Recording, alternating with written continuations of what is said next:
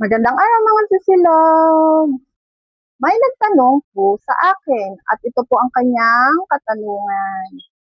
Darna, monetize na ako sa stars. Nakakatanggap na rin ako ng stars.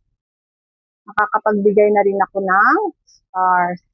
Ang tanong ko ay, makakasahod ba ako kung stars lang ako monetize pero hindi pa ako monetize sa content monetization?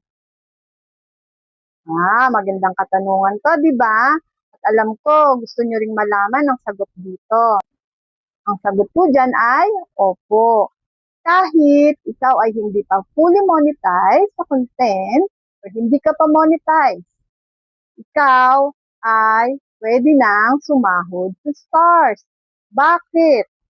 Dahil ang content monetization, ang subscription at ang stars ay mga individual monetization tools. Magkakaiba po sila. So kahit na hindi ka pa monetize, pwede ka na pong sumahod sa stars. Pwede ka na pong makatanggap ng sahod mula kay Daddy. Paano?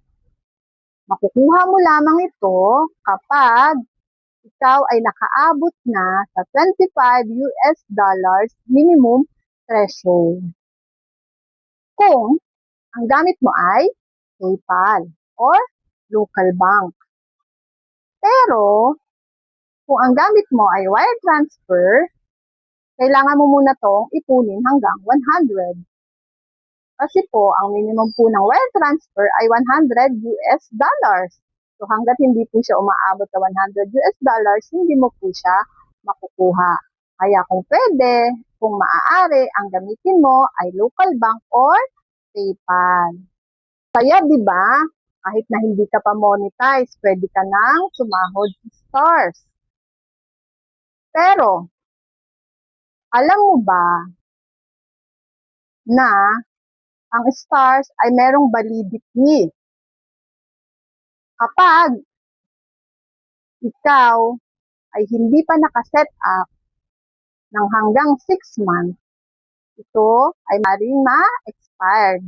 Oh no! At ito ay hindi mo na pwedeng sahudin pa. Hindi mo na po siya masasahod. Kaya kung nakita mo na may set up, payout ka na, i-set up mo na po. Dahil pagtungtong ng 5 months at hindi ka pa naka-set up, ito po ay mag-freeze. At pagtungtong ng 6 months, ito ay ma-expire. Hindi mo na siya sasahudin kahit kailan. Sayang. Kaya dapat, i-set up mo na, i-ready mo na ang iyong SIM number, ang iyong SWIFT code bank number, i-ready mo na ang kailangan mong i-ready para ma-set up mo ang iyong payout. Ang sarap, di ba? Pagsasahod ka na, kahit hindi ka pa monetize sa content monetization, makakatanggap ka na ng sahod mula kay Daddy once na ikaw ay eligible na sa star monetization. So ano pang iniintay mo? I-set up mo na yan. Pagan mo na.